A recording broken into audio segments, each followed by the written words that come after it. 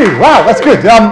It's great to be here, and thank you all for coming. Now, Roy said I've only just turned professional. I've been a professional over a decade, not just turned professional. And it's not all about my inventions tonight, but first of all, has anybody not heard of me or know anything about what I do? It's a couple, okay, yeah. I have been a full-time professional performer for well over a decade. I earned my sole living from performing, doing magic. But I have two passions in life. My passion is magic and creating and inventing. I love making things. I've been fixing things since I was a kid. And I got to the stage where I started to lose some of the passion in performing. It was just a life on the road. Every day was going out, 3-4 hour drive, another job coming back, and I started to lose a bit of a passion. Now, I have been building props for a long, long time. Just one-off commissions, people will come to me, can you build something? I will build it and sell it on. And then I started to make a few things on my own that people liked. I showed people, they showed their friends, and before I knew it, I was making props, and things went on. And I just didn't feel challenged in magic anymore. I love magic, I love performing, but it was too much of a job and it wasn't a passion. And being challenge driven, I decided to set up a company, PropDog. It's called PropDog because I figured I like making props, and maybe one day I can move on to make props for theatre and television. But I'm enjoying what I do far too much, so the name sticks, but it's great because people remember it.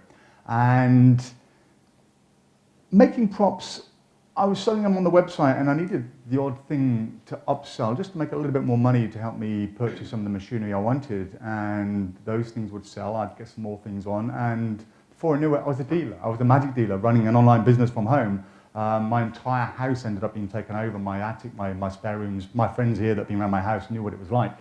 And I needed to go one step better, so the challenge was there, and I started a brick and mortar shop. So yeah, there is another brick and mortar shop in the area now. It's on the outskirts of Twickenham, and it was a big, big move and a lot of responsibility, but I have 2 floors, 700 foot downstairs, which is an entire workshop where I build a lot of the props now, and upstairs is a shop, it's a showroom, so it's a physical showroom, you can come in there. I didn't want a shop window where school kids can come in, but if you know what you're looking for, and it's well stocked. I mean, the people that have been up there, lots of people here I see have been there already. You know, we have a lot of footage, and it's an online shop as well, and we have a lot of stock. We're one of the few magic shops that actually stock things, so when you order it, you get it the next day. So that's a bit about my background.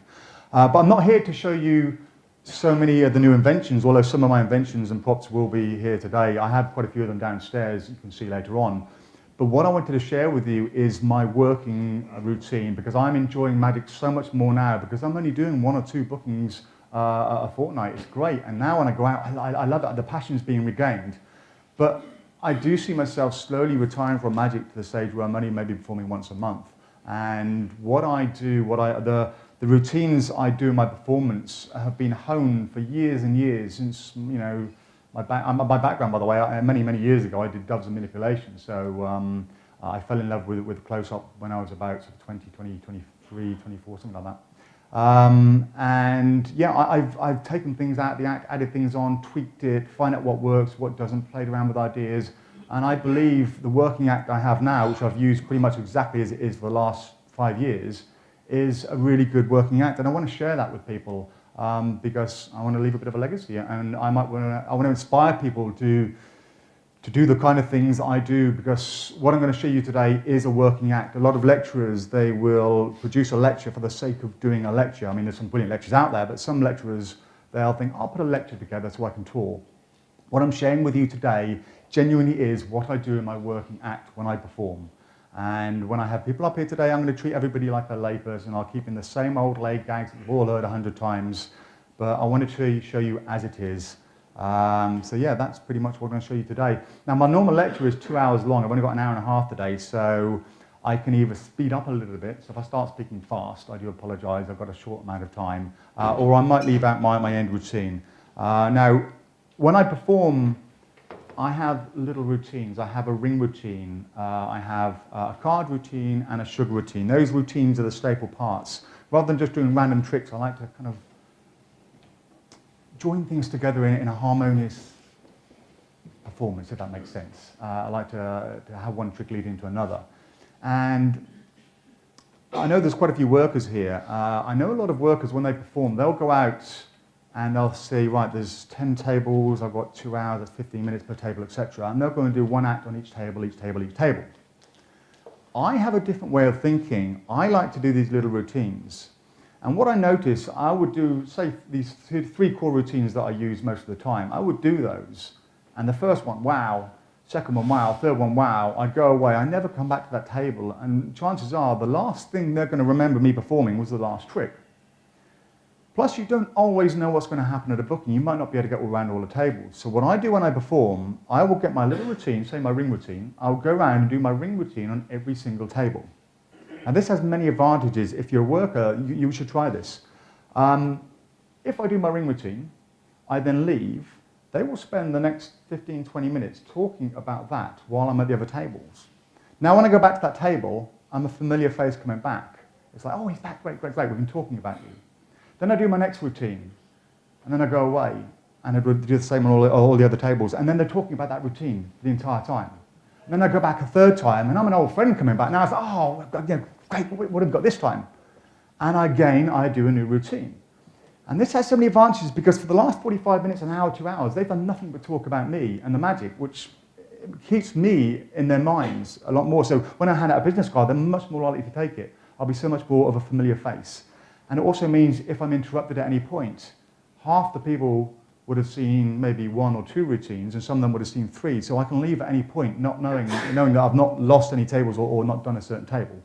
So I'm going to show you those 3 routines. If I get time, I may have to leave out the card routine or just show you the performance of the card routine, but we'll go from there. Now, first of all, I'm going to show you my ring routine. Just bear with me. I'm going to get very dry now.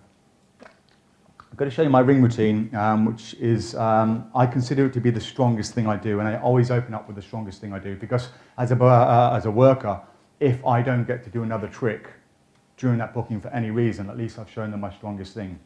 And there's a very nice lady, Sarah, at the back somewhere, who's very kindly offered to come on up and join me here, so I don't have to pick on somebody. So Sarah, would you mind? Wherever you are, I can't see a thing past the middle way. Hello, thank you, Sarah.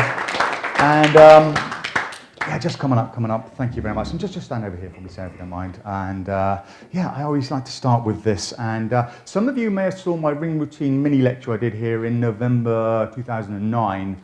It's pretty much that. Mandy came up and helped me then. Thank you for that, Mandy.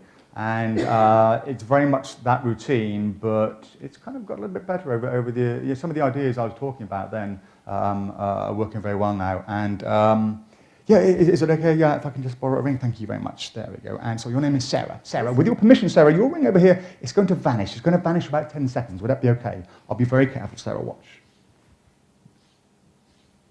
Vanish. It's good, isn't it? You don't look impressed. It has gone. It's not over there. No, it really has gone. It's back in your finger. No, I'm not that good. Thank you for looking there. That would be good, wouldn't it? In my back pocket, Sarah, which I'd be nowhere near, look, all the way around here, I have my car keys. On my car keys, very securely attached, somewhere there, you will see a ring and a car key stuck. It doesn't matter. Is that your ring? It is. Thank you. You can take it off. It's your ring. Perfect. Now, I'm going to show you again, Sarah. I'm going to show you again. But this time, I want you to hold your hand out nice and flat for me. I'm going to put my wallet all the way down here on the floor so that it's out of hand's reach. Now, I can't get down to that wallet without you seeing. Now, could you hold your hand out like that for me? Perfect. Just about there. Wonderful. Your ring is here. My hands, Sarah, are always in view. Watch. And with my sleeves rolled up, it vanishes one more time. That's been there the whole time. I've been nowhere near the wallet down here. Inside the wallet, though, open your hand. Inside the wallet. Just hold that down there so they can all see. Look, there's a zip. Inside that zip is an envelope. Can you feel something inside the envelope? Feels like my ring. It's an IOU for a new one. You can go now. Thank you very much. No, have a look inside. Have a look inside. It is completely sealed, isn't it? It is, yeah.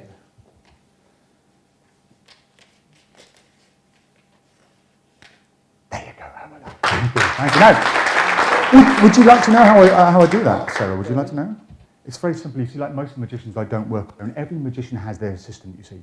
And I'm no different. What happened? While you weren't looking, my little tiny assistant, you see, he sneaks out very quietly like this. He takes your ring when you're not looking, puts it inside the envelope, seals it up, and that is how you do it. There you go. Thank you, thank you. Would you mind staying up for a little bit longer? Is that okay? Thank you. So that's my ring routine. Now, just have a seat now. Just pull this across so you can have a seat. Put a chair over here so you can relax a bit. There we go. And have a seat. Yeah. Now, I love to do this ring routine. I open with it. It is my absolute favourite thing to do. And for lay people, it's great. I mean, a ring fight, everybody knows a ring fight. A ring fight is good. But the ring in the envelope is so much more powerful. Now, a lot of people perform card to envelope. It's an old trick, been around for years, and it is good, but there's something about a ring that is so much more personal than a playing card with a name on it. You can do exactly the same trick, and for some reason the ring is so much more impressive. So yeah, I love to do that. Now, if I'm at a table, I won't do the wallet on the floor. I love to do that and walk around, but on a table, I'll just load the ring up here. Now, first of all, let's talk about the save you taking your ring on and off. I've got a ring over here. Look, there we are. The ring flight, this is my version. This is the ring flight revolution. This is one of the things that really started off PropDog. I made one of these, years ago. I wasn't happy with any of the ring flights that were on the market, so I decided to make my own. And I did. I took it to Blackpool, showed some people, and they said, can you make me one? And before you know it, everyone has one. Even David Copperfield has one.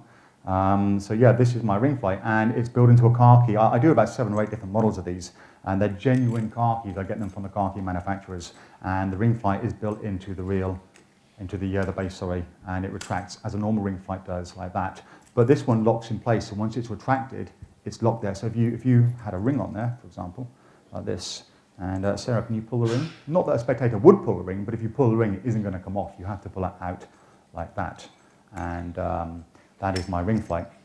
Now, there are so many horror stories out there about ring flights. Oh, don't do a ring flight, or if you do, don't use one with a stone in. It's very, very, you could lose a ring, and I know so many people who have lost rings. Rings have been lost in the old days. Now, most of the old ring flights that were in the key cases, they were so powerful. You could pull them out, and when they go, it was so much torque in it. It was dangerous. You could cut your fingers off.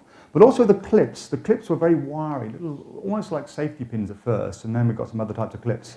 And this one here, the clips, if you ever buy one of my Ring Flight Revolutions, you get 3 different types of clip to choose from. And the good thing about this is what I say to people who say, I wouldn't dare touch a ring flight. When I perform, let me just move my jacket out of the way. When I perform this, I come across, take the ring off, and look, this is all that's happening with the ring there. That isn't going to fly across the room. No diamonds are going to fly out. You can check the diamonds while it's on your hand. So anyone who's afraid of doing ring flights, if you do it right, that's all that's happening. And it's padded. It's padded by a jacket as well. So that is all that's happening. Now, rings are designed to be worn every day. Women do washing up with diamond rings on. They walk around, bash their hands around. Stones very, very rarely come off. And if you worry about it and it is a stone, have a quick look at the stone. Just check it's all fine. Or just use a man's wedding band. But don't be afraid to do ring flights. So many people said, I'd love to do it, but it's just too dangerous. Ring flight is a wonderful, wonderful trick. And everybody has a ring. And as you all know, if you can do some magic with something that belongs to somebody, the effects are so much more powerful. It's so much stronger. So I'll very quickly break this down. I'm going to break this down fairly quickly. I don't want to waste too much time. I'm very much aware that I am limited for time, so it's all going to be very quick. But if you do ever buy one of my ring flights, there is the entire explanation on handling on it. Or if anyone wants the DVD that comes with it, all the handling for their own ring flight, I'll be happy to send you one. Just drop me an email. And all I do when I borrow a ring off somebody, like Sarah, in fact, Sarah, can I borrow your ring? Would you mind? Is that okay? Thank you. Now, I've got it already. I'm there, you see. The old-fashioned ring flights, they would hang down over here. All I do with mine is I clip it here. That'll stay there all night, all day. And I'll borrow a ring. And as somebody who takes a ring off, all I do is I reach across. Big movement covers the small movement. You all know that. Thank you very much. I've got the ring flight ready to go. And all I have to do is to clip it on to the clip. And this is the thing that everybody is afraid of. Somebody downstairs, wherever you are, was mentioning this. People say, oh, I've got it, but I daren't use it. I'm very scared of using it because people will see me trying to get it on. It's very hard to get on. It's not. It's so easy. All you have to do is, can you get a zoom in on this? There we go. Come across the back of the ring. Well, I'm not pulling anything down. I'm just literally pushing it on, and rotating it over the finger. And all you've got to do is say, do you have a ring I can borrow? Oh, thank you very much, Sarah. Sorry. And what was your name? Sarah. Sarah. There we are. Ask their name. Best misdirection in the world. Don't ask the name until you get the ring. What's your name? Sarah. Sarah. Hello, Sarah. There we are. It's on. Easy. Don't ever be afraid of doing ring flight. Fantastic.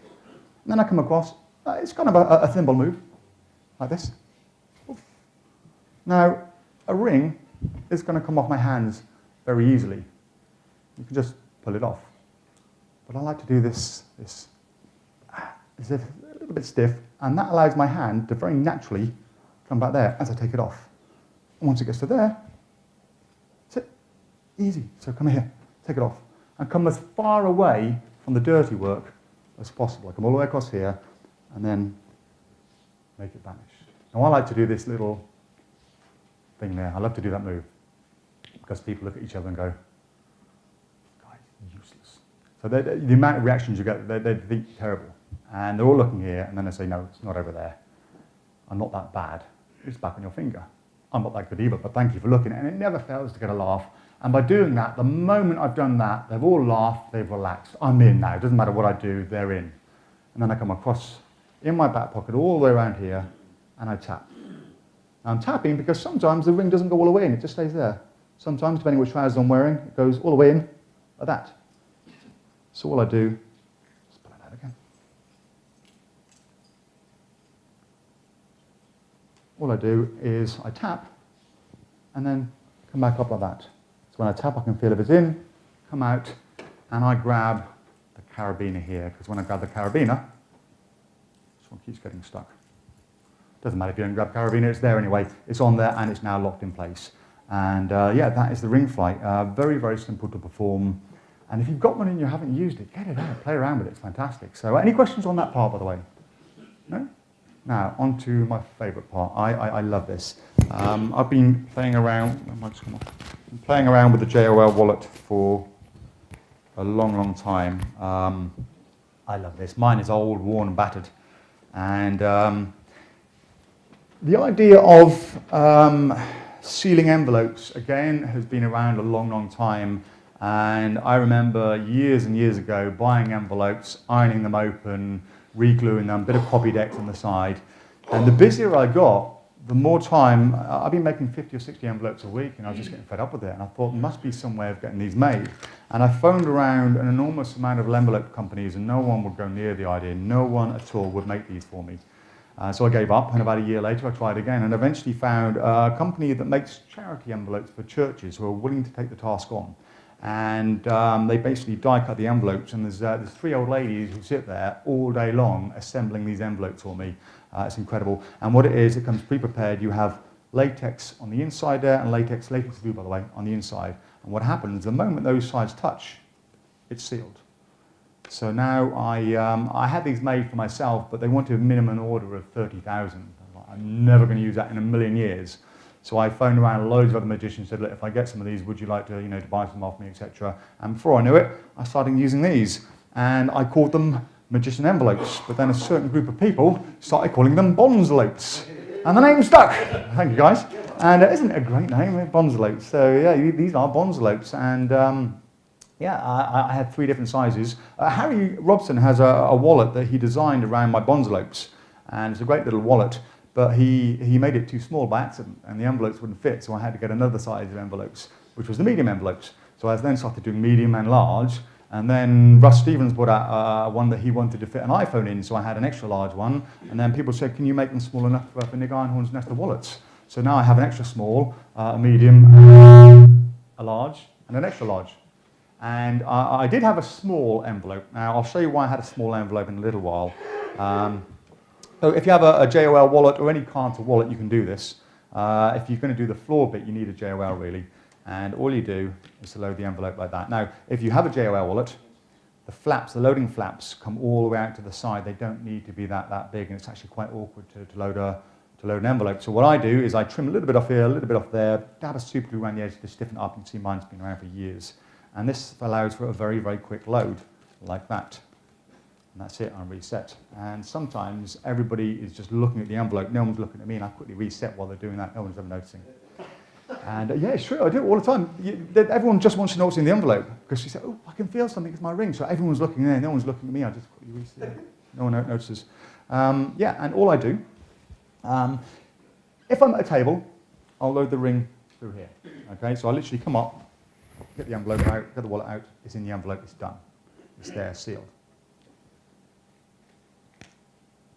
If it's on the floor, I was talking about this at my mini lecture, and I was exploring the idea of getting other people to hold the wallet.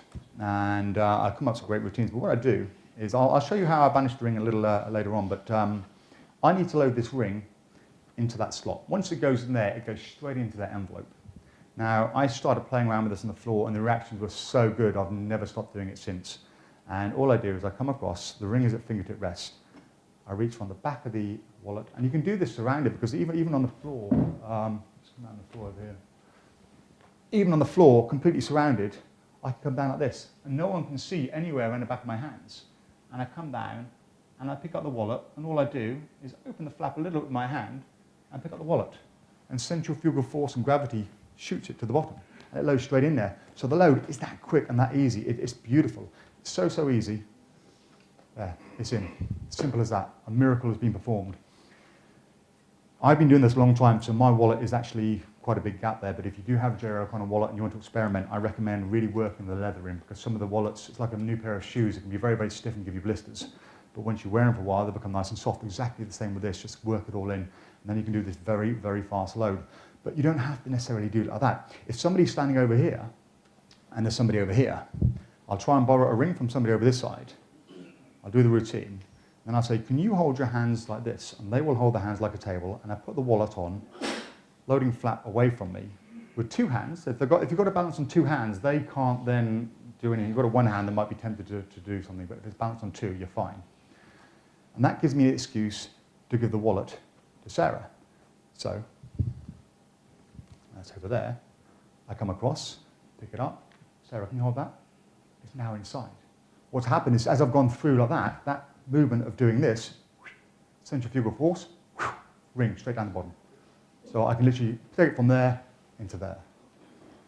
But people only ever use these wallets here. What about somebody else who has a jacket? Somebody else who has a jacket. Sometimes I just put it in someone's jacket. So if you had a jacket, just hold that in your arm there, just there. I'll say, look, put that in your wallet, keep it there.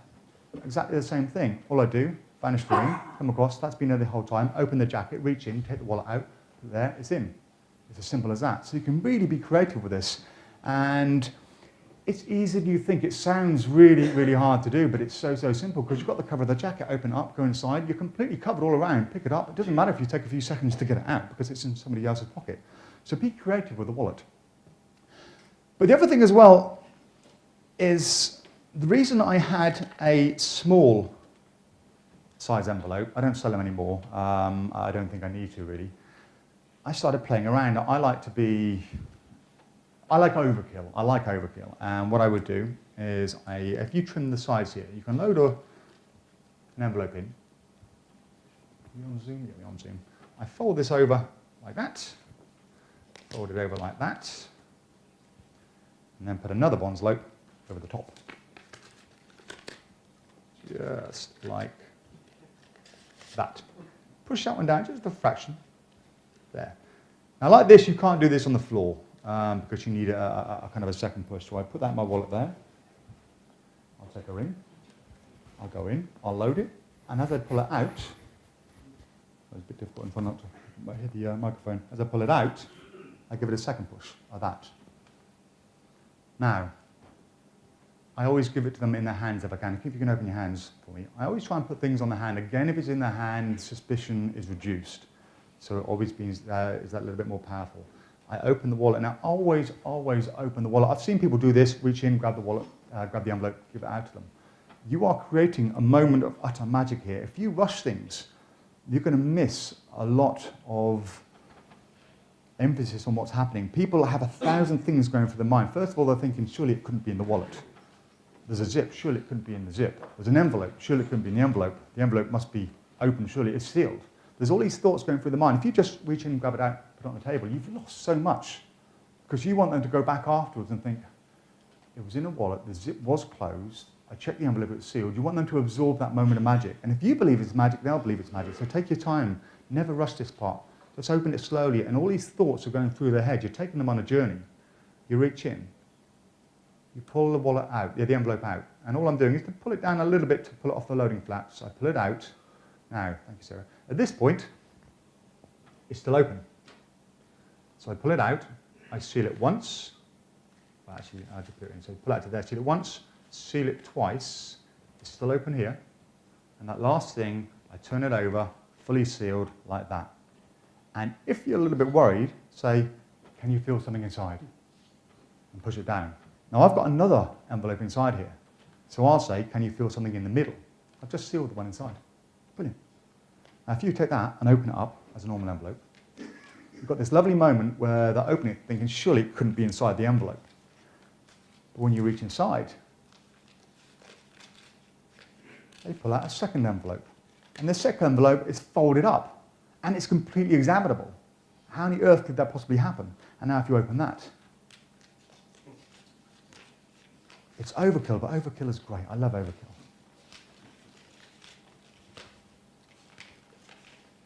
There we go. Now, thank you. So I created a smaller envelope, the small envelope, because I thought it would save folding the envelope, and you just put the small one there and you put the bigger one over the top. But I find it lessen the impact because I love the fact that there was another envelope that was actually folded inside. And that fold, as it was folded, also helped keep that envelope open so the load was quicker and easier to do. So I didn't bother once they sold those out, I just kept it like that. Now, again, I love overkill. So what happens if I'm performing? And lots of people have rings. I like to borrow rings. Now, I will do this if somebody has slightly smaller rings. Over here. Slightly smaller rings. I'll borrow more than one ring. So I'll come over this person over here, and I'll say, would you mind? Thank you very much. And your name is, oh, nice to meet you, and you have one as well. Would you mind? Is that okay? Thank you very much. And you are Sarah. Hello, Sarah. Nice to meet you. I've now got 2 rings. Hey, why stop there? 3 rings. 3 rings ready to go. If you're struggling to get them on, just walk around the back of somebody. Just walk. Oh, would you mind? Oh, thank you very much. Walk around the back. Pull it out. Come back over here. It doesn't matter because you've not done anything yet. No one's suspecting because the rings are just here. No one's looking hard. And then you can do this lovely moment where you vanish the rings. Watch. 3 rings vanished. In my back pocket, my car keys. On my car keys, 3 rings. Are those yours? 3 rings vanished again into an envelope, into 2 envelopes. Overkill is great. So that's the loading of the ring. But did anyone not catch the vanish? You all caught the vanish? Okay. Now, I'll give that back. The vanish was, I thought the hell out of Greg Wilson, sorry, at Blackpool a couple of years ago. Admittedly, he was a bit drunk. But I did the vanish. I know. If you can hold your hand out for me, nice and flat, perfect. And yeah, I really stumped him with this one. And I said, look, the ring is over here. I'm just going to make it vanish. Just watch very carefully, make sure my hands never leave your sight. And it is vanished. And he goes, I don't get it. I said, it's a new gimmick I've just invented. I'm charging £45. I've got a few left if you like one. He goes, I'll have one. It's a thumb tip. And yeah, that was what it was. And I can't believe I've just been fooled with a thumb tip. But this isn't any ordinary thumb tip. I wanted, because I love working with rings, I wanted a way to vanish larger rings. What happens if somebody gives you a ring that size? Now, with a normal thumb tip, you can't vanish a ring that size. It just doesn't happen. There's no way of doing it. So I come up with this concept of this. Now, don't think of this as a thumb tip. It's not. Well, it kind of is, but it's not. It's a clamp. You know the snap purses you get, the little flat purses you push them, they open, you let go, and they snap shut. That's what it is. It's a clamp for your hand. And what happens, you can take a ring, and would you mind again? Thank you very much, Sarah. I really appreciate you staying up here for this time. There we go. And come across. All I do is I squeeze. I'm just squeezing. Can you see on the camera there? I'm just squeezing the thumb tip, and that opens it. I wouldn't hold it right up here. I'm doing this so you can see it. It's usually down a bit further. But I'll squeeze here, put something in, and then I let it go, and it clamps to my finger. Okay, so you get this really, really fast vanish. So the ring is here. I'll take my thumb tip out. I'll bring the ring into view so people are looking up here because it's a little bit weird having the hand there. And I squeeze, and I get this really fast vanish, like that. And it meant I could vanish a lot bigger rings. So I have a nice bigger ring here. And the ring comes across, squeeze, go in, vanish. Always hide the thumb tip behind the hand. If I hold the hand like this, it's hidden.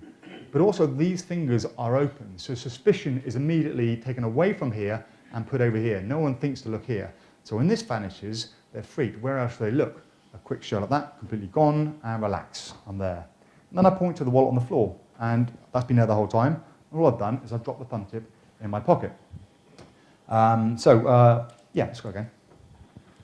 Squeeze, come through, gone, clean, clean, and down.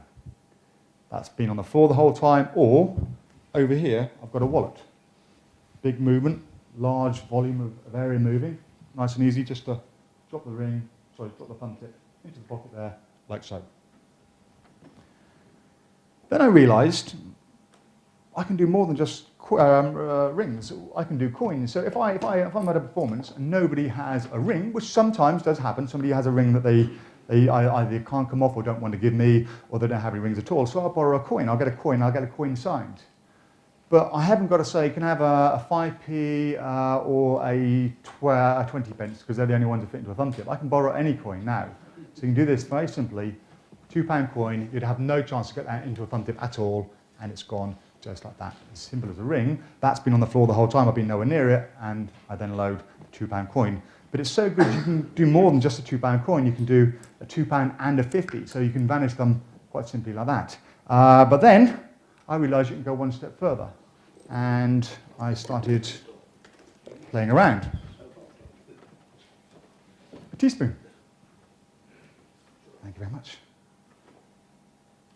My hands, okay, always going to be in view. They are never out of sight. Watch. It's gone. A Sharpie. Oh, that one's got a bit of wax on it for later. A Sharpie, yeah. Come across with a Sharpie. Just make a Sharpie vanish in this cell. It's already gone. So yeah, it's a great tool. It's just a clamp, and it doesn't matter if it's a really big coin or a small ring, even a very small coin like a 5 pence. Because of the way it's designed, you squeeze, it'll clamp something very, very small. And if you're going to use one, don't put it in and then try and put your thumb in, as some people try to do because it doesn't work.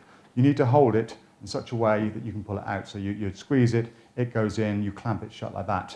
The ideal way of thinking about it is if you were to push it into the table like that until it can't go any further, that is the ideal place to do it. Comes across, clamps, gone, comes back out. So that's my stretch thumb tip. Great tool. So yeah, that's pretty much the ring routine.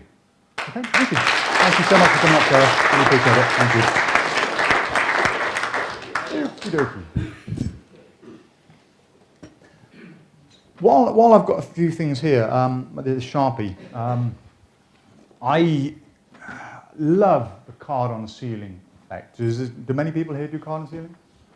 Yeah. A lot of people will use a small tub to hide the wax in and pull it out with an elastic band. Some people will put it onto the belt or over here. But there's only one type of wax that's ever really been used, and that is Michael Lamar's wax. And Lee, where are you, Lee? There he is. Lee once told me that you can use surf wax or Edam cheese wax. So I thought, well, why aren't there other waxes available, and why hasn't anyone actually tried colouring this stuff? And I went to a company called PropDog. They are a pharmaceutical wax manufacturing company, and they make waxes for all kinds of industries. And I went down there and I spent on and off 2 or 3 days, a couple of hours a day, working with them to develop a card on ceiling wax. Because my issues with the waxes out there, surf wax, Edam wax, Michael Lamar wax, is when you make a ball, it leaves this horrible residue on your finger. And you've got to then wipe it off. I wanted something that would not do that. I also wanted coloured wax. If you've got a Sharpie, put a dab of wax on the Sharpie lid. You can come across, sign the card, put it away. You've now got your wax. Really simple. So I made a Sharpie black colour, and it can also go on your belt. It can be hidden on your belt if you have black buttons. I also created, these come in small tubs, by the way. I do small tubs like this, nice and easy to fit in your pocket, or I do 2 bigger sizes. I also do a bicycle red and a bicycle blue. So if you still like to use your tub method, rather than just using a white or a kind of a cream colour that most waxes are, then you can use red or blue to match the card. So just on the off chance you were happen to flash, then it wouldn't be seen on it. Because most people don't flash, you get away with it every time, but why not it's cheaper than other waxes out there, so why not get it anyway? So I developed these different waxes. I've got the Sharpie Black, excuse me, the Sharpie Grey, and I also do a white wax, because we call it the natural wax, because a lot of waxes are a cream colour, so I actually do a white one. So that actually works quite well on the cards. You can't see it sometimes near the border. So I do the waxes. Before I move on to my next bit, how are we doing for time? Okay. I'm a huge fan of gags. I'm a true believer that as a magician, as a performing magician, as a working magician who goes out and makes a living doing it, that we are entertainers first and foremost. That's what we do, we entertain. The magic comes second. If you're just a hobbyist, that's fine, however you want to present it. But if you want to earn a living from it, we have to go out and we have to entertain. We have to walk into a group of strangers and win them over. And sometimes just doing tricks doesn't do that. For me, it's about the entertainment. Now, people like Paul, my great friend Paul, has taught me so much about comedy. Paul's Balls, available downstairs. He's one of the funniest performers I've ever met. Along with Jamie, my friend Jamie Raven, they've taught me so much about the gag side and the entertainment side. And I'm a true believer, so I love gags like the Netcracker. Does anybody use a Netcracker here? Paul does, there you go. Netcrackers are great. When I do Crazy Man's handcuffs, I've got a cut finger routine where I break the finger, but I love doing it on Crazy Man's handcuffs. I do my little routine, or in fact, you hold one finger here, and you hold one finger here, just about there, sorry, there, like that.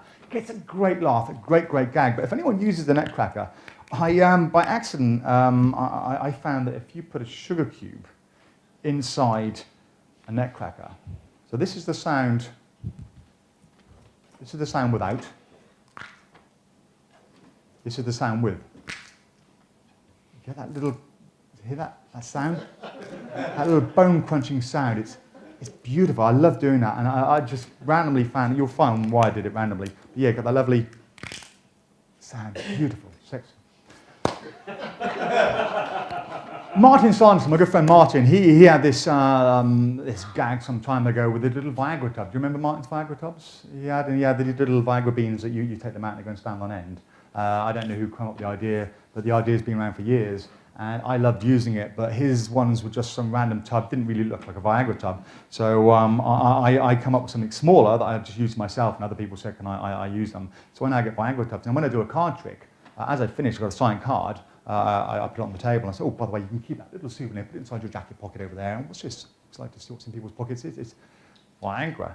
It never fails to get a laugh. But then I thought, how else can I improve this? So I come up with a whole range of comedy pill tubs, little tiny things you put in there. Baldy pills. Got a table with a couple of bald people on the table. I come across, anyone drop these? Baldy pills? And again, it's a great way to open a table, get a laugh. But then I come up with the answer. Tell me later. I found the solution to an answer I've been trying to find for years. That one question we get asked so much as magicians. What's the one question we get asked an awful lot? Can you win the lottery? Can I win the lottery? Well, yeah. Well, now you can. Paul's Balls available downstairs, $24.99. Can you win the lottery? Yes, you can. Can you make my wife vanish? Yeah. Can you make my wife disappear? And I'd do the usual standard gags. Be yourself, she'll soon vanish. But then I thought, yeah. Absolutely, yeah. Just give her two of these, and he looks at it and it says, "Wife vanishing pills," and he goes, "Ha ha ha," and she goes, "Why?" Then you show her the back, and the back says, "Warning: contents may make your wife intelligent enough to leave you." and then she laughs, and he goes, "Ooh," like that. So it's a great little gag. It's so tiny, I keep it in my pocket, and 1 in 3, 4 bookings, somebody will say it, and when they do, I'm like, absolutely, just give her 2 of those. So little gags, I think, are so important. Another one, I saw a trade show. I was at a trade show, must be 10 years ago, and this stand was giving out these big sprays like this, a big aerosol spray. It was actually air freshener, but on it said bullshit repellent. I thought, wouldn't it be great if you could carry that around? But obviously it's too big. So I thought, hey, why not just make my own one, a smaller one?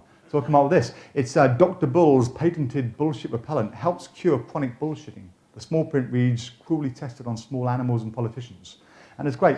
I make these now. You can get them downstairs, a couple of pounds, and inside I put ironing water. Ironing water is just basically water with a slight bit of fragrance. So if anyone has allergies, it won't cause any problems. If you get it on clothing, it won't cause any problems on clothing. It's just ironing water, but it has a little fragrance to it. And if somebody's heckling me, I'll just get that out and yeah. And I put it on the table, and I wait, and somebody immediately picks it up and goes like that, and shows it around the table. Great little gag. So that's my comedy bullshit repellent. I have lots of gags. I even have. I just got these. I saw these. It was on some joke shop, and I just thought there's potential there, so I bought one. And what I did, it was just a gag for conventions, but I've taken it further. I'd just have that on my table at the convention. And on it, it's a little label there. It says prediction toilets. And I had this little board on there with some scores on it. And people say, what's a prediction toilet? And I say, okay, hang on now. In this hand, I have red cards, red face cards, this hand black. I did the whole magician's choice thing until I got down to one single card. Are you sure the card you've chosen, completely random, 4 or 5, they're all thinking, yeah, magician's choice, heard this a million times. They said, right, look inside the toilet, take a little peek, open it quietly. So they open it up. And it was great. So I started carrying it around in my case, just in case I got somebody at a table that was being really awkward. You know those people you get every now and again that really, really does get to you. And because I go around the tables, by the time I've done my first ring routine, I know everybody on that table. I know the personality of that table. I know who's going to be good to do which trick on. I know who's going to be the heckler, who's going to be the alpha male like this, who's not interested. I work out who is the right person at every table. And every now and again, I think somebody, I'm coming back for you. And I'll say, when I come back, I've got a little trick for you. It's a mind-reading thing, and I just play with it. And I come back, and I'll leave that on the table, and then I'll get on with my card routine and my sugar routine. And I just keep thinking it's there for you in a minute, keep thinking, and I'll keep making a reference to it. And I come back and say, you ready? Okay, take a quick peek, but don't let anybody else see. So he'll come right up at this and go, okay. And I've had tables standing up and giving me rounds of applause, standing ovations at the table, because I've got this guy back that's giving me hassle all night. So little things like that. It's all about the entertainment. We are entertainers first and foremost. So yeah, the little hand gimmick. Yeah, the little hand gimmick. I forgot to mention that. I saw Steve Bedwell, I think it was, donkeys years ago, do this little gag with a little hand. I loved it. I thought it was great.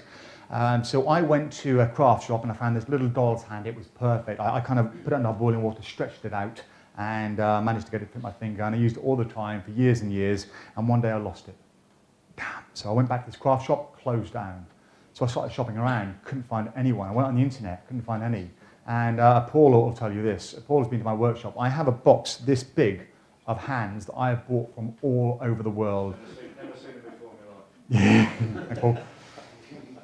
No Paul's ball's being sold downstairs later. There we go. I even paid £30 for a little designer Japanese doll hand, and none of them would work. So I thought, I'm going to make my own. So I did. And I started off with a block of jeweler's wax, and I started carving it based on my own hand. And I went through about 10 of these until I find the right shape, the right size. I wanted a little hand gimmick that could be palmed very easily into thumb palm. So you can sit there, you can move your hand, you can show yourself quite empty. Don't slap your hands like that, you will drop it. And it can also go into your hand very quickly. And then Michael Marr brought a version out with a little magnet on, which is very nice. But the problem with that is you can't palm it off very quick, and you've got to use something magnetic. So I wanted my little hand gimmick to be able to come across and to claw anything into the hand. So it comes out, it claws it in. It doesn't matter whether it's a coin, a ring, or anything, and then you can vanish it very, very quickly. So I designed this to be fit on the middle finger, to go there, to be very, very easy just to take it in and out of thumb palm. So yeah, I made this. This is about the 10-15 version. I realized at one point I made a load of these and realized it didn't fit everyone's fingers, so I come up with the idea of making this little slit there. And now you can pour boiling water over it, let it cool for a couple of seconds, put it on your finger, close it, put it under cold water, it clamps it to that size, it retains its shape. So one size now fits all. I've even started playing around with a little version that does that, so when someone says, how do you do it? And I will create one that's got a little card on it. It'll be a little blank card, and you have some stickers that will put on it. So you can do a little. My little assistant knows your card. That's your card. And gives it a card. So yeah, that's my little hand gimmick. Another thing I create lots of little things like this in my workshop. Very sad, but I love to do it. So that's my little hand gimmick over there. I have hours and hours of fun. I do sell these downstairs. I only have 5 left. They take so long to make. So that's that. And what else was I going to say? No, that's about it. Right. Okay. Time-wise, 45 minutes. On with my sugar routine. So can I have 2 volunteers to come up and help me out? Is that okay? 2 people to come and sit either side just to be my stooges. I'm stooges, my volunteers.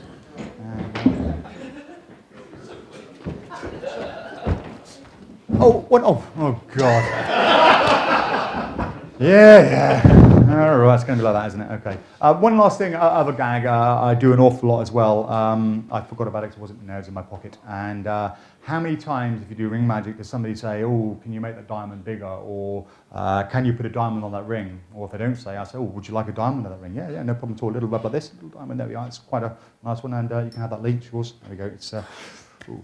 So yeah, another little gag. I love these jumbo rings. You can buy them online or I sell them downstairs. Another great gag, and all I do is I come across a little spellbound move there, and it gets great reactions. If you ever see my show reel, you see some brilliant reactions from that on it, especially if someone has a standard engagement ring that is exactly like that, but smaller, and then just a quick pass back, big movement covers a small movement, ditch the ring. So that's another quick one over there. And do any of you guys happen to have a banknote I can use just for a couple of seconds? The bigger the better if you've got one. There we go. Because I'm short of time, I'm going to spare you a few explanations of stuff that isn't really mine to explain anyway. And have some sugar over there. In fact, Lee, you are possibly the best person to help me with this. We're going to use a glass. Ooh. Sorry. Thank you, Etienne. There you go. Yes. I just start the little gags in between. Now we're going to use a playing card as well. There you go. I do, at this point here, I do a bill switch as well. I'm not going to go too much into the bill. Everyone knows a bill switch. And what I do is I always have a £5. That way, it doesn't matter what note they give me. Some people say, do you have a £10 note or a £20 note? I always have a 5 in my thumb tip. And I say, does anyone have a banknote? It doesn't matter what they give me. If they give me a £10, I fold it in half, in half, in half, always in half, keep folding it in half until eventually it becomes half of a £10 note, which is a 5. There we are. And if they give me a 20 or a 50, I fold it in half and half and half, it gets smaller and smaller and smaller until it's so small it's no longer a 50, it's now a 5. Or if they give me a 5, I'll tear it in half.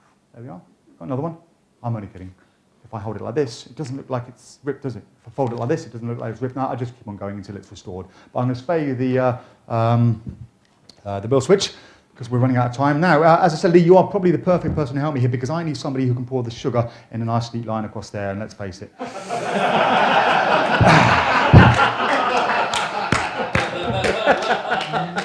Who better? Come on, nice neat line. I don't know what you mean. It's not a weekend, I admit. It's not a weekend, I admit, but yeah, just go for it, Lee. However you would normally do it. There we go. Yeah. It's just sugar, Lee. Get it down. It's just sugar. You can always tell those that have and those that haven't. You can always tell those that have. I do the gags. You can always tell those that have and those that haven't. Look, like, those that have only put a very, very small amount down. It's just sugar, Lee. It's just sugar. Get it all the way down there. There we go. There you go. Now, I always put I always use a glass. I use a glass. One, because it gives me a reason to do the broken glass gag. But two, because quite often there's a centerpiece on the table they can't always see, so I just do this at a table. It raises things up just a little bit. If I'm in walk around, I just get somebody to hold their hands out and they hold it in their hands. So we don't really need that today, it's just for a little gag. Yeah, this is... Good line. Yeah, okay. That's not a good line. First of all, we're going to roll up the 10 into a little cone shape like this. You would have been better than this, immediately, but there we go. And the idea here is to make a bit of a vessel shape, something that we can actually pour the sugar into. And the reason we pour it onto the card is if I pour it straight from here, it's going to sprinkle everywhere. And I want all those little bits into there, like so. Did you see it going in? Yep. Very important. If you didn't see it going in, this bit doesn't make much sense. Have a look. It is still in there. It's in the middle. No, it isn't there. No, we know it's in there.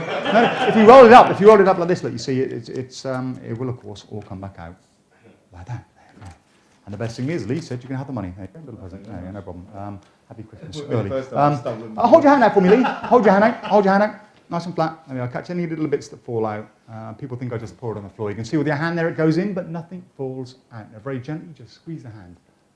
Squeeze it. And my hand like that. I squeeze it. Yeah. It's got nothing to do with the magic. It just feels nice. Did you feel something happen? Did you feel something? Yeah. You did? Yeah.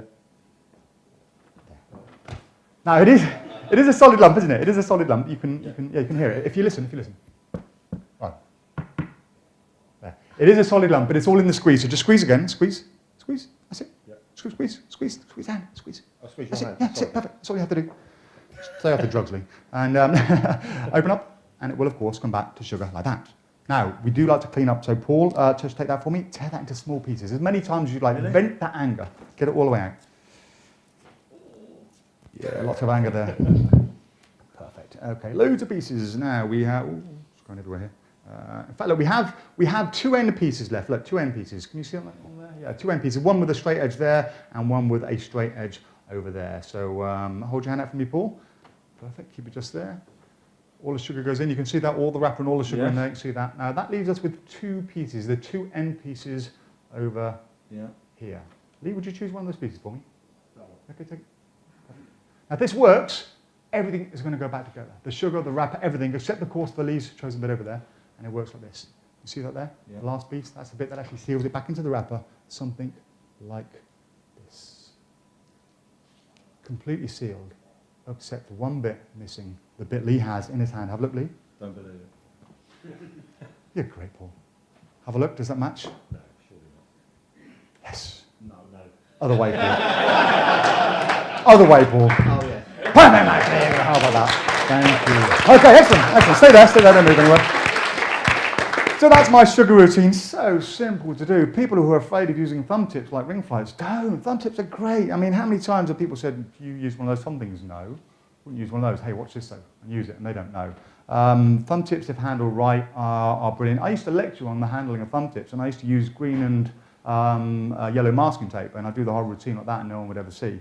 So yeah, I studied a lot of Sal Werner's work in the early days on thumb tips, and it was brilliant.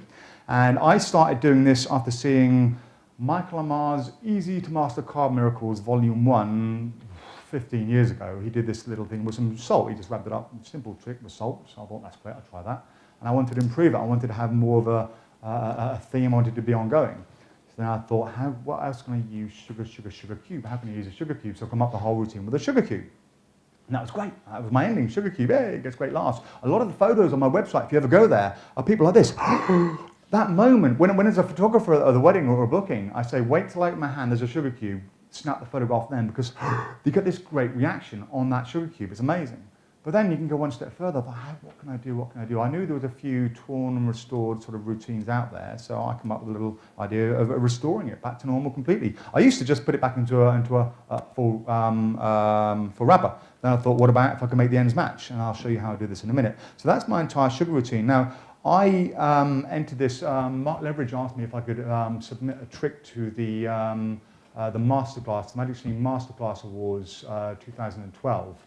And I wrote up the routine, and I sent it to him, and the readers voted it as the winner. I got this big sort of plaque and photographs and everything, and a little trophy as the Masterclass Award. So it is, people did like it, and it is a working routine. It's great. I mean, Paul, you've seen me work this millions of times on the table. It gets great reactions. It really does get great reactions, and it's so simple to do. And all you need is some sugar, a thumb tip, and a few bits and bobs. Now, I have two things over here, and these are, where are they? They're here somewhere. There they are. It's a nose clip, a swimming nose clip. I experimented for years on the best way to hold a sugar cube so I can get it off very easily, and it's a swimming nose clip. It's as simple as that. Yeah. Well, I tried designing things, and I couldn't come up with anything better. These are perfect, and if you buy them in bulk, you get them pretty cheap. And it's brilliant that they hold a sugar cube perfectly. It's great. It doesn't come off. You can sit there all night. That will not come off. And when you need it, all you have to do is just pull off. Looks like M&M. M&M. It looks like M&M. Put it back on. The wrapper. Oh yeah. It all happens. Yeah. So yeah. What I do is I clip that. I have it there. Now I come up with all these designs, these little belt clips. The whole thing is all nice and leather and something. Nothing really worked, so I just ended up using this, and I just clip them to my jackets and have that there, and it clips it. It just sits under there, and it's never seen. If I open my jacket, it only goes to there, so no one ever sees it. And it's just nice and easy. It's exactly the right height here, so I can just reach down and pull a sugar cube out. And the other one in there is as a little clip. Paul, you'll be glad to know I designed these. So many things in my box over here. Where we are? I'll just take it off. It is a hair grip, a lady's hair grip. Crocodile grip. Crocodile clip, and it's got little teeth on there which are perfect. And when I prep for the routine, which I'll show you in a minute, I just take a sugar sachet and I clip it into there like that. And that stays in there again all night, doesn't come off, and when I want it, I literally just pull down, it comes off perfectly. And that just clips under here like so. And I have these in all my jackets. I have to take them out for dry cleaning, but I tried coming up with a nice little all-in-one thing, and nothing worked. This was the best I ever found. And yeah, I attach these safety pins, and again, I sell these downstairs, or you can go to Boots and buy one at Boots, but it's cheaper to buy one from me because I buy them in bulk, and I make them all for you. And yeah, my setup is this. I take a sugar cube, I put a sugar cube over there. And the empty sugar, by the way, I have lots of sugar. I just pour it in my Viagra tub. It's another handy thing to have in my Viagra tub. It's in there, just dish my thumb tip into there, and off we go. The setup is I take a sachet of sugar. Oh, another thing. Sugar sachets, if you go to a coffee shop like Costa or Starbucks and you buy a sachet of sugar, they are 4 or 5 grams of sugar. 4 or 5 grams doesn't fit into a thumb tip. If it does, you won't get your thumb back in afterwards. These are 3-gram ones. If you can find 3-gram ones, they work perfect. All the sugar pours in there. Excuse me. You sell them? Funny enough, I do sell them. And I sell them cheaper than you can buy them at a supermarket. So, because I buy in bulk. Yeah, exactly, yeah. Amazing what buying bulk. Do you know my legal seals I use for my Bonsall? You aren't kidding, buying bulk. I used to buy these from Staples, and if I bought a lot of them, they'd give me a 10% discount. That 10% discount was my markup. And it would cost me £4.45 for 44 of them. I thought I have to find a way to get it cheaper because I can't really sell these at the same price as Staples. No one's going to buy them, and they're a great addition to a Bonsall because it draws your attention right there. And if you do any bookings for legal companies, they all recognise it as a legal seal. Oh, proper legal seal. So I went to a company that supplies Staples, and as a wholesaler, and they gave them to me about half the price. Woohoo, woohoo! And I could sell them at the same price but make more profit, but that wasn't good enough. So people weren't buying them. I needed to encourage people to buy them because it's a good little upsell for me. So I went to the company who makes them for the wholesaler, and I had to buy 500,000. I kid you not, I had to buy 500,000. And I have boxes and boxes and boxes of these. But it now means that I can sell them for half the price of Staples for £2.99. You get 50 of them, and I still make a good profit. And I'll never have to buy them again ever. So yeah, I buy in bulk. It sometimes works, and it wasn't really that expensive. I actually get them for 8 pence to 50 now. Shouldn't really tell you that, but that's what I get them for. There we go. Big difference, isn't it? Yeah. Hey, they don't care. They'll buy them. No one else can get them for 85 pence. For 8 pence each. So there we go. I'm honest. I'm on my videos. If I create a prop, I'll show you how it works. I want you to know what you're buying. I'm honest. Honest, Dave. So yeah, my sugar sachet goes in there like that. Oh yeah. I tear off the sachet. I'm going to show you me tearing one. 12 grand. What's that? Look, how much you spent on those labels? No, about 800 quid. Oh, really? Oh, Not a lot. Yeah. Still in packs of 50s. Now, when I prep the sachet of sugar, I don't just tear it straight across. I tear it across a little bit, go down a little bit, and go across. That means when I'm trying to identify this piece later on the table, when somebody like Paul will tear one up, they'll just tear straight across. So I'm left with one with an L shape and one with a straight edge. So I can immediately identify which is the corner I need. You'll know why in a minute. But also, when it comes to matching it afterwards, that is so much of a better match than that. That's just, just a straight line. It could be any piece. But if you've got a piece that has a little diagonal, it goes perfectly. Plus, when you do your corner switch, I'll show you in a minute, you do your corner switch, it actually looks like the same piece. Although it's not, it looks like the same piece. So, I've forgotten which one's which now. That one goes on there. So yeah, I tear a corner off. I just fold that over. I pop that in there next to the sugar cube. That goes in my right pocket. And I'm ready to go. Tip over there. And yeah, I'll do the build switch and the broken glass. They're not really mine to explain. Everybody knows the build switch anyway. And I'll go to borrow a banknote. Does anyone have a banknote I can borrow? I have some banknotes on me just in case. And whichever one you give me, while you're giving it to me, I'll steal my thumb tip. And I forgot to say, first of all, I reach in my pocket. I reach in, some sugar here somewhere. I put both hands in my pockets. I pull the sugar cube as the sachet out at the same time as I pull out the little corner that I'm going to switch in a minute. So I reach in there. Pull them out. Here we go. Little shake, that gets the sugar to the bottom. Tear across, down a bit and off, just like we did with the other bit. And then I just open my hands and drop the other corner like that. There. Now I reach into my pockets to try and find a card, ditch that piece, pick up the thumb tip, find a card, take a card out. I want a card Mainly because I get a great gag about doing cocaine. I do that with everybody. I get that great gag about, "Oh, what's your name? Lee." So you can see if Lee's ever done cocaine before, or, "Yes, you're the perfect person. You look like you've done this before." Gets a great line. It wasn't impromptu, Lee. It was nothing at you. It was just brilliant laughs. I love it. He's on the council. He's all legit.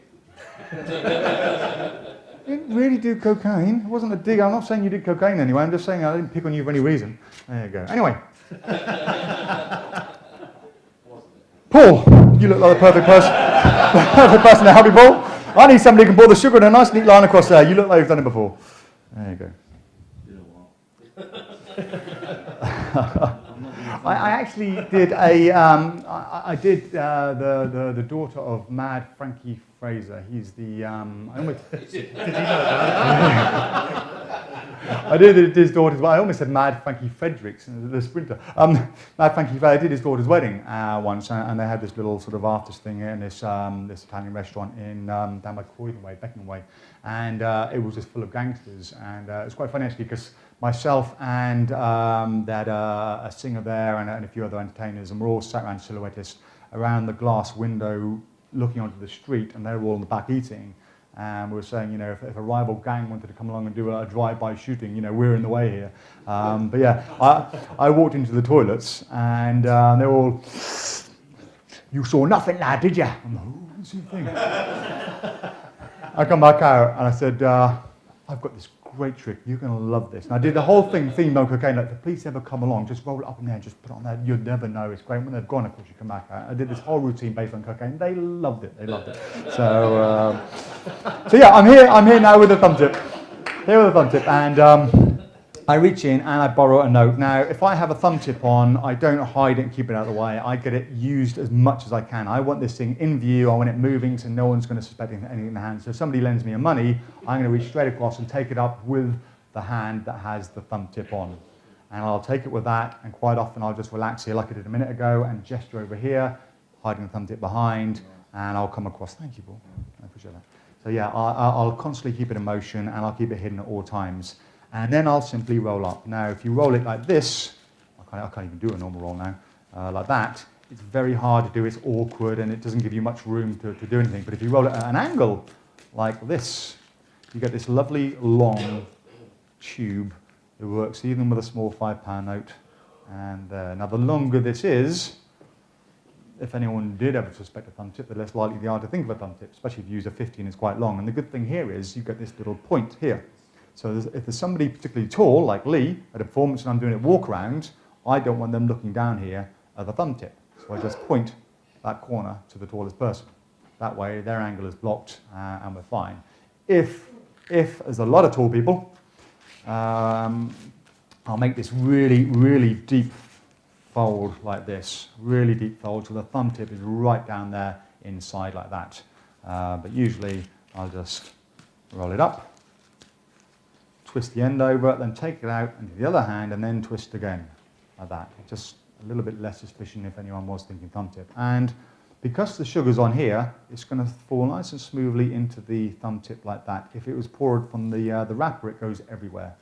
And then you can simply put your thumb in as you unload it, and show, look, it's vanished completely. Using the same hand as the thumb tip, give it out to the examiner, because people are going to look there and they're not going to look for the thumb tip. In fact, if you see my show reel, the woman on the left-hand side, take that for me, yeah, take it there. Woman that size, she goes over and grabs my hand and says, "Let me see your hands." And if you can see it on the show reel, I go, "Yeah, so go to look at my hands." I say, "Yeah, have a look. Yeah, you can examine. Just let her examine, but don't do that. Just, yeah, quick look." And then I come straight across and give her the card and say, "Yeah, you hold that," because now she's not going to start filling any longer. And then I come across and I roll it back up. And she's holding the card with two hands now, so she's not going to start playing or being a pain again. And you pour it out there. And then they think the trick's over. Fantastic. Always gag, you can have that. Give it to somebody else to keep. Sometimes you can say, no, you can't. But that gag gives me all the excuse in the world to steal the sugar cube. So that goes over there. Pour it out, and yeah, you can have that. Present from Lee. Got the sugar cube. And all I'm doing is reaching under here. I always go to my left. It wouldn't be so good if I did it that side. They might see. So I always turn away. And all I'm doing is this. Going down here. Just pulling it out. There's no secret moves. Just pull it out. You've got all the cover in the world. You're over here. No one's looking over here. Why would they? They think the trick's over. Now I gesture and relax. And all I do is transfer the thumb tip into the hand. Just relax. Nice, easy move. Easy way to transfer the thumb tip. Or I can just go, sit. Just come back. And all I've got now is a thumb tip and the sugar cube over there. I come across, hold your hand nice and flat. Because over here you catch any bits that can fall out. Some people think I poured on the floor. I quite often do this gag. Vanished completely. Now, I love the, I heard Michael and Mar say it once, I don't know who created the gag that squeeze a hand. It's nothing to do with the magic, it feels nice. It's just, it does get a great laugh. I come across, I say, here, just squeeze my hand like that. And you squeeze, and I've got the thumb tip. And all I'm doing is, as I say, squeeze, okay, I just move the thumb out the way, and I just come down and say, squeeze my hand, and you take it out. It's really simple. No hard moves. It's not one of these things where you start pushing it down and slide it out slightly. Literally come across here, just squeeze my hand. And then I relax. I'll either put the thumb tip down here, or I'll hold the hand. I mean, with you guys, if I did that, you'd see it. So I'll come around the front like this and hide the thumb tip, and I come across. And now, I say, squeeze, and tell me if you feel something. I feel something. You feel something. He says he feels something. They all go, wow. All he's feeling is a sugar cube dropping onto his hand. I'm just holding it here and just dropping it. He goes, I feel something. And they all go, wow, he felt the magic. You just feel the sugar cube dropping on the hand. Open up, it's a sugar cube, great movement. Throw your hands open like this. There we are. That big movement there. No one's going to see the thumb tips, but it emphasizes the fact my hands are empty. There. Amazing. It's great, isn't it? Yeah, perfect. See that? Switch the thumb tip back. So all I do is as you come back, just gesture. Take it across or come back again. Good, isn't it? There we are. Very natural. Thumb tip over here. Tap it. Very solid. It's all in the squeeze. Little false transfer. Come over to this side. Squeeze a hand. Perfect. Sugar cube's gone. By going over to that side, all I do is I come across. So come across here. And drop it in the pocket. Simple. Squeezes again. I can produce the sugar. Really simple. All this is in my lecture notes downstairs, by the way. $4.99 if you want to download it, or $5.99 for the actual hard copy manual. Very cheap. It's just all written up there, so you know everything, and even all the gimmicks, how to make them.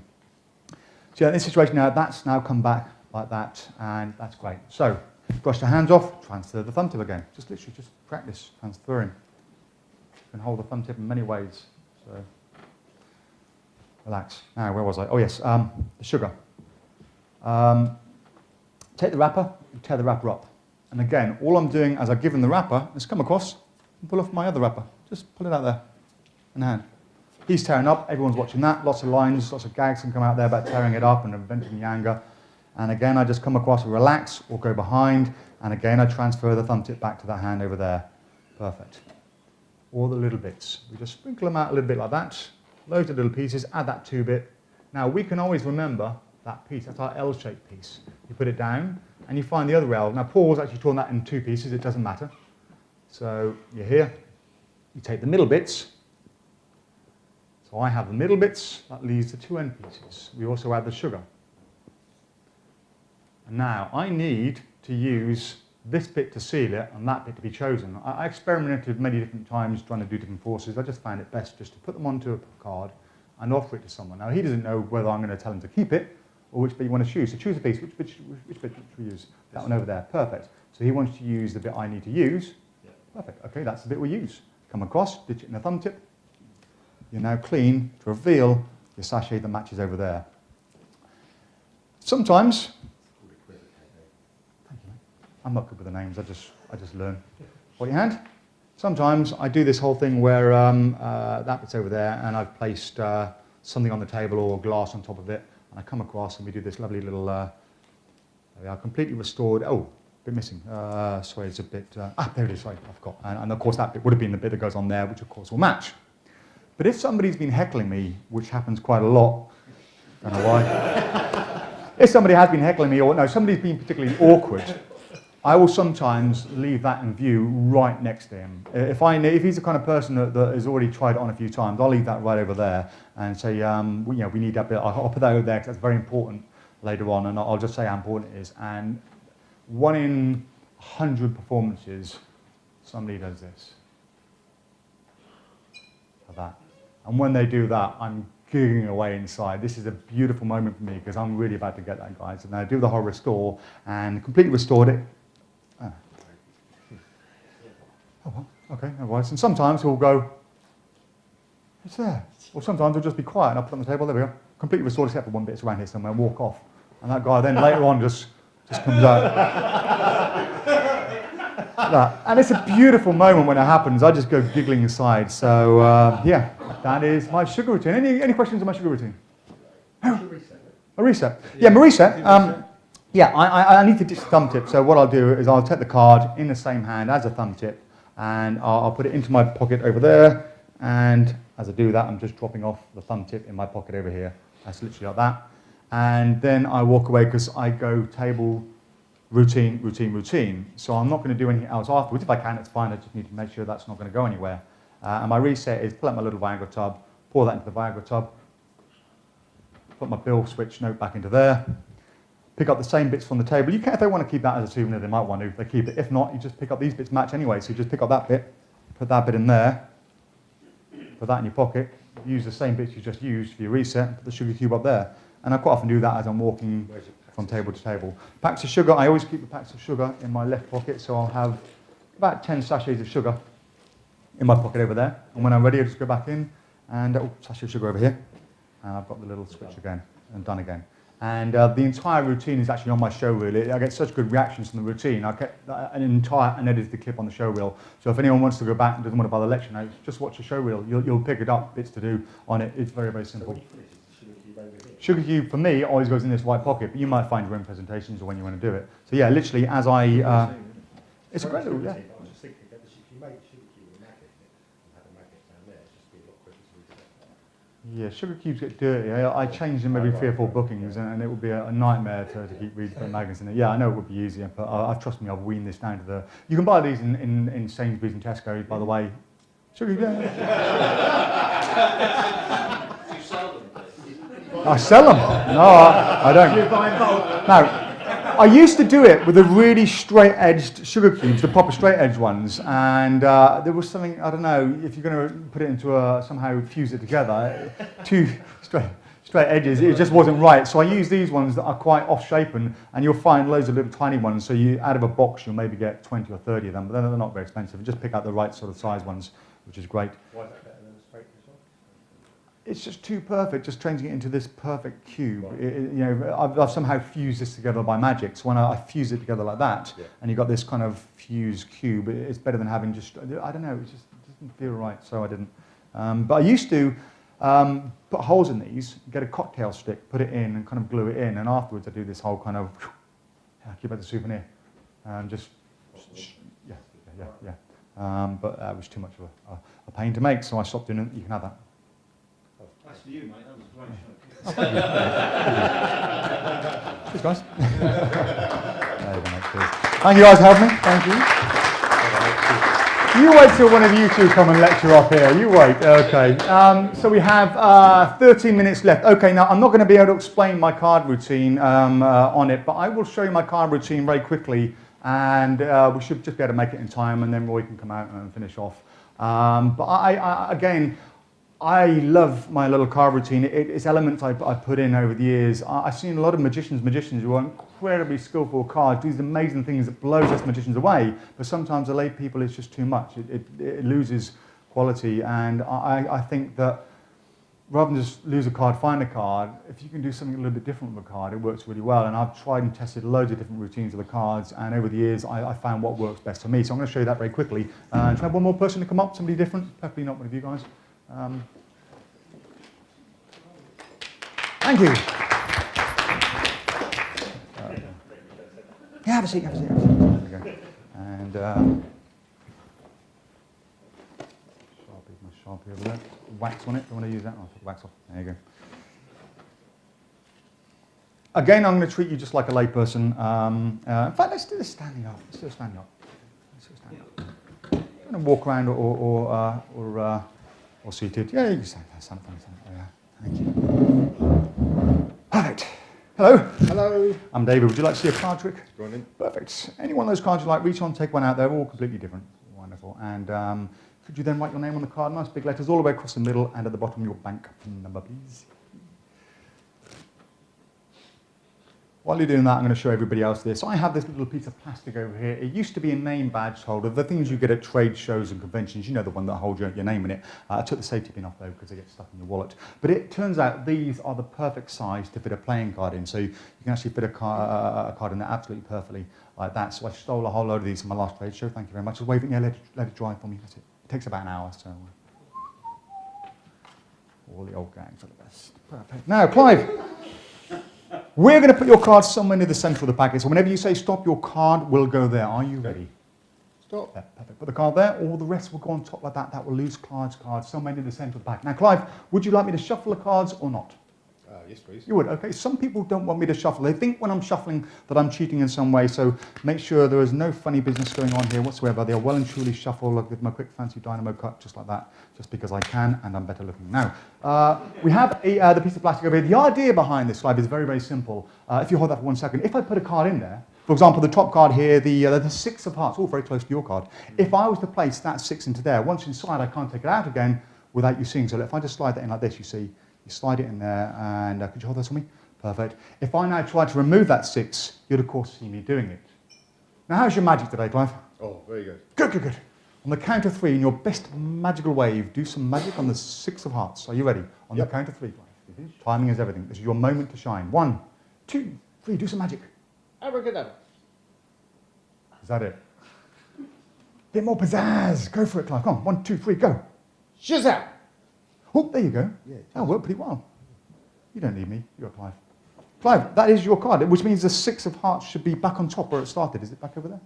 Oh, there we go. Now, that is your card. You take it out. I'll hold those. Take it out. Pull, pull, pull, pull, pull, pull. It's a bit stiff. There we go. Now, we're going to use that card again. As you've signed your name in it, it's a shame not to do something else with it. So all you have to do, very simple, is just to say stop. Whenever you say stop, your 5 will go there. It is permanent marker. It won't come off. So I'll spread them out any way you choose. You just shout stop. Stop. There. I will even let you push it in yourself. Push it all in, but don't take your eye off it, whatever you do. Now, do you know roughly where that card, you can see it there, can't you? Oh, yeah. Just about there, yeah. Yeah. And hang on, let me just, there. Now, do you know where it is?